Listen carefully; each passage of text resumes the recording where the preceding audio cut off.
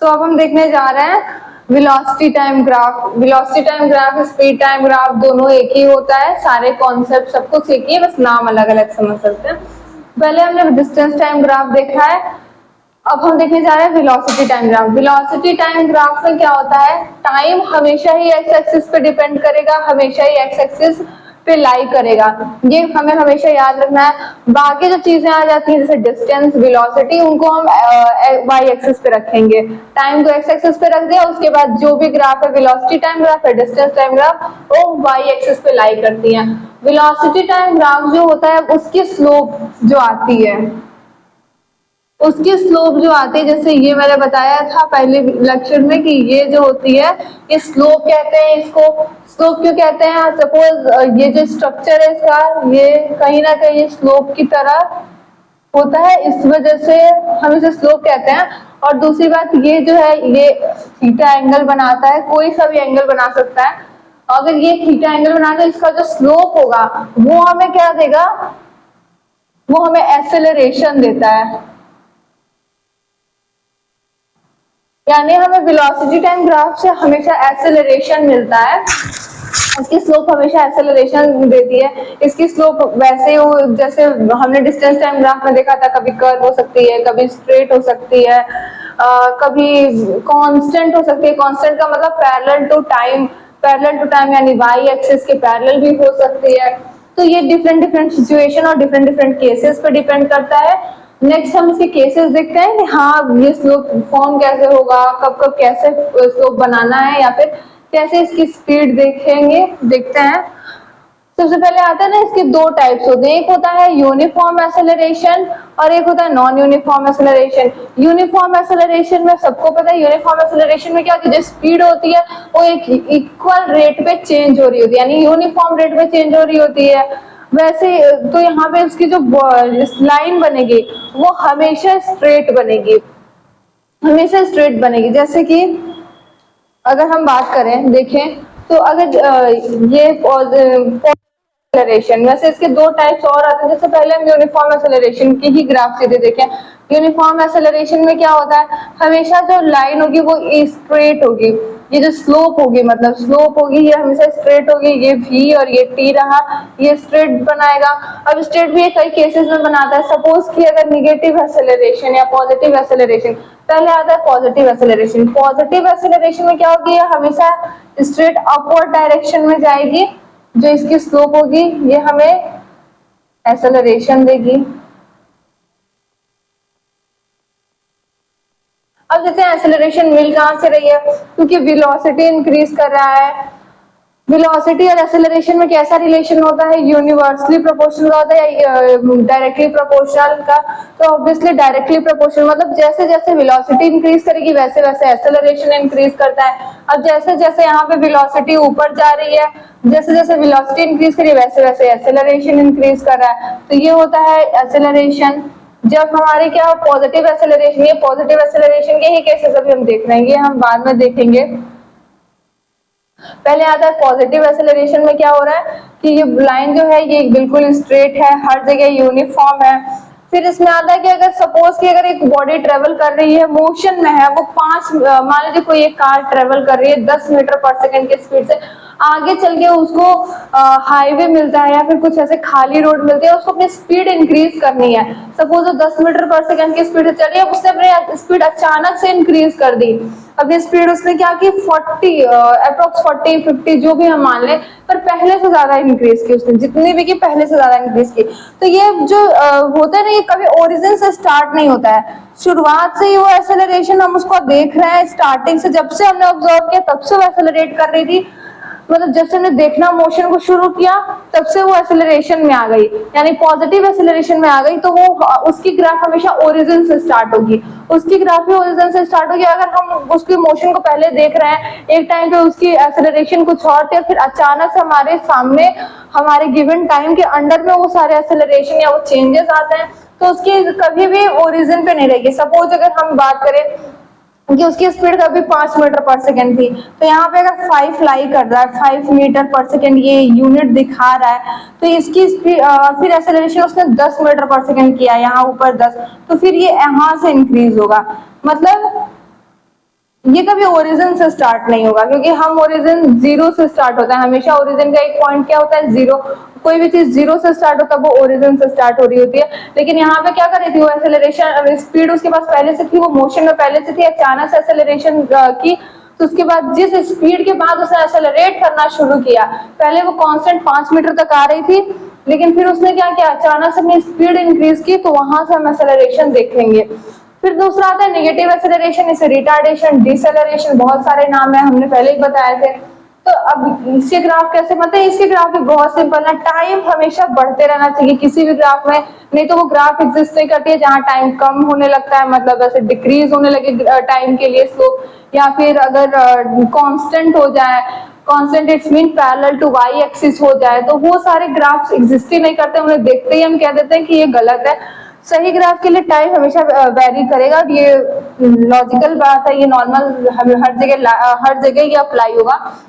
तो negative acceleration में time increase करेगा, पर जो ये वेलोसिटी होगी ये भी क्या होगी, ओरिजिन से स्टार्ट नहीं होगी। ओरिजिन से स्टार्ट क्यों नहीं होगी, क्योंकि उसके पास पहले से कुछ वेलोसिटी थी, कुछ पहले से एक्सेलरेशन, कुछ तो मोशन में थी वो बॉडी, तो वो ओरिजिन में तो रही नहीं, मतलब वो कभी रेस्ट में तो थी नहीं। रेस्ट में थी मतलब यानी उसकी स्पीड कभी जीरो थी ही नहीं, वो कुछ ना कुछ मोशन कर रही थी। सपोज वो 10 मीटर की स्पीड से ट्रेवल कर रही हो, 20 मीटर, 50 मीटर, जितने भी हो, फिर धीरे से उसने ब्रेक अप्लाई किया। ब्रेक अप्लाई करने के बाद जब वो गाड़ी रुकने लगी, या फिर जब भी वो अपना मोशन धीरे धीरे कम करने लगी, डिसेलरेट करने लगी, रिटार्ड करने लगी, तो वहां पे क्या होगा, ये ग्राफ जो वेलोसिटी की है, वेलोसिटी यानी स्पीड तो कम होती है ब्रेक लगाने पे, तो स्पीड कम हो रही है। टाइम तो आगे बढ़ ही रहा है, हम देख रहे हैं, तो स्पीड क्या हो रही है, धीरे धीरे कम हो रही है। ये वाला ग्राफ मैंने बताया भी था कि डिस्टेंस के केस में कभी एग्जिस्ट नहीं करता है, कि अगर ये डिस्टेंस है, ये टाइम है, तो ये कभी एग्जिस्ट नहीं करेगा, क्योंकि डिस्टेंस कभी घटती नहीं है, डिस्टेंस कभी घटती नहीं है। डिस्प्लेसमेंट घट सकता है बट डिस्टेंस कभी घटती नहीं है, बट इस केस में ये पॉसिबल है। रिटार्डेशन के टाइम पे क्या होगी, जितनी भी स्पीड पे थी वो अगर 10 मीटर, अगर 5 पे गए, तो ये मान लीजिए अगर 5 है, ये 15 है और ये 20 है, 20 मीटर की स्पीड से वो चल रही थी पहले, फिर वो रिटार्ड करके जीरो पे फिर वो रिटार्ड करके वापस 5 पे आ जाती है, तो यहाँ तक बना है। अगर वो जीरो करते तो हम इसको ऐसे मिला देते हैं, सपोज ऐसे एक्स एक्सिस से मिला दिए होते हैं, लेकिन अगर ये यहाँ पे 5 पे रुक जाती है वापस, तो इसकी ग्राफ ऐसे बनती है। उसके बाद इसके नेगेटिव एक्सेलरेशन की एक और केस होती है कि वैसे इसकी केस दोनों ही इक्वल है। सपोज कि जैसे कि अगर वो लास्ट में मिल जाती है, मतलब जीरो पे आ जाती है, रेस्ट पे आ जाती है, तो रेस्ट पे आने के बाद वो पूरा क्या करेगी, ये ऐसे स्लोप बनाएगी, ये स्लोप बनाएगी, ठीक है। ये कभी इसकी स्पीड अगर ये बैकवर्ड जाएगी, कुछ केसेस में होता है कि ये नीचे चली जाती है, जब वो क्या करती है, वो उसी पाथ पे बैकवर्ड जा रही होती है। खैर अभी आपको सिलेबस में नहीं है तो ये नहीं मैं एक्सप्लेन करूंगी, बट यहाँ पे क्या रही है, स्पीड अगर ब्रेक अप्लाई कर दी है, अगर वो ब्रेक अप्लाई कर देती है और वो जीरो पे आ जाती है, वापस रेस्ट पे आ जाती है, तो वो जो उसकी स्लोप होगी वो हमेशा जीरो पे ही आके रुकेगी। अगर वो किसी और घटती स्पीड पे आ जाके रुकती है, जैसे 5 मीटर पे रुक गई, 10 मीटर पे, 100 पे थी, 50 पे आके रुक गई, तो क्या होगा, इसके बीच में हमेशा डिस्टेंस होगा, बट इन दोनों के बीच में डिस्टेंस नहीं होगा, तो वो रेस्ट पे रहेगी, क्योंकि ये ओरिजिन है और ओरिजिन जीरो को रिप्रेजेंट करता है। फिर वापस अब देखते हैं नॉन यूनिफॉर्म के केसेस में ग्राफ कैसे बनते हैं, स्लोप कैसे बनते हैं, ये वेरी कैसे करते हैं।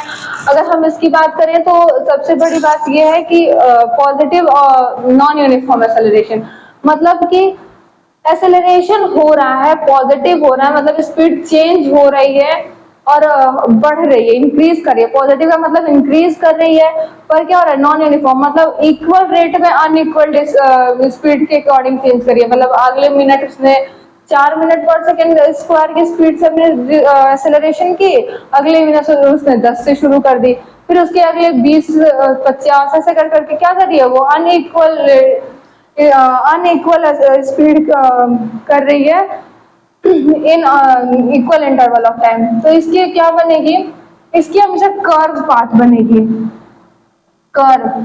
सपोज कि इसने स्टार्टिंग में बहुत धीरे धीरे धीरे धीरे मतलब जितना ज्यादा ये मैंने बताया था कि जितना ज्यादा ये स्लोप टाइम के तरफ झुका रहेगा, टाइम की तरफ अगर ये जितना ज्यादा रहेगा, उसको क्या करेंगे, मतलब उसकी स्पीड या वेलोसिटी उतनी कम है।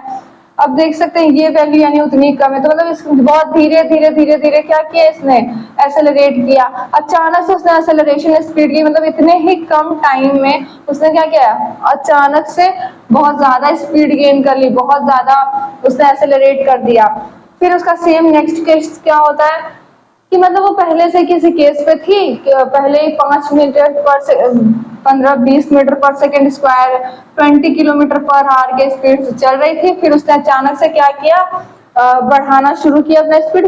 उसके बाद भी उसने यूनिफॉर्म रेट से नहीं बढ़ाया, नॉन यूनिफॉर्म। तो इसका केस हमेशा क्या होगा, यहाँ से शुरू होगा, मतलब कुछ स्पीड थी तो जीरो से नहीं शुरू होगा। मैं ये बार बार एक ही चीज बता रही हूँ कि आपके माइंड में बैठ जाए कि जीरो के केसेस में कब से शुरू होते हैं, कब से नहीं होती हैं। मतलब कुछ स्पीड थी, उसके पास कुछ गेन था, जहां से हमने ऑब्जर्व करना शुरू किया उसके बाद से इसने क्या किया, अचानक से अपनी स्पीड कम ज्यादा, सपोज इसने ऐसे अपनी स्पीड इंक्रीज की हो, तो ये भी पॉसिबल है कि उसने ऐसे की हो, या फिर कोई सा भी कर्व अगर आए तो मतलब हम समझ जाएंगे, और वो ऊपर की तरफ जा रहा हो, मतलब वेलोसिटी की तरफ जा रहा हो, इसका मतलब वो पॉजिटिव है।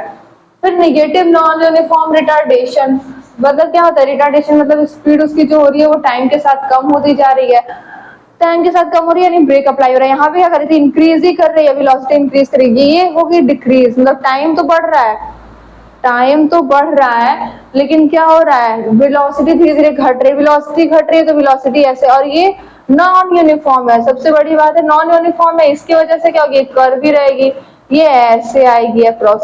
सपोज 10 पे थी, अगर यहाँ पे ये 10 मीटर पर सेकेंड की स्पीड से थी, अभी तो अब हम देखते हैं कि तो अब हम देखने जा रहे हैं नॉन यूनिफॉर्म रिटार्डेशन, यानी कि निगेटिव में होगा। रिटार्डेशन है तो निगेटिव ही होगा, हमेशा ये निगेटिव वर्ड को समझ के रखना कि निगेटिव है तो रिटार्डेशन हो रहा है, डिसेलरेशन मतलब एक्सेलरेशन, ऑब्वियसली स्पीड कम हो रही है, तो यहाँ पे स्पीड कम हो रही है तो मतलब क्या, टाइम तो हमेशा वेरी करता है। हम बताएं कि टाइम हमेशा कांस्टेंट स्पीड से चला ही जा रहा है, टाइम कभी भी किसी भी केस में क्या होता है, कांस्टेंट नहीं होता। जिस केस में कांस्टेंट हुआ वो केस ही गलत है, ऐसा कुछ केस एग्जिस्ट नहीं करता है, ऐसा कोई सिनेरियो बन ही नहीं पाता है। फिर देख रहे हैं कि इसकी लेकिन वेलोसिटी कम हो रही है, वेलोसिटी कम हो रही है तो क्या होगा, वेलोसिटी है और नॉन यूनिफॉर्म है तो कर्व ही बनेगा।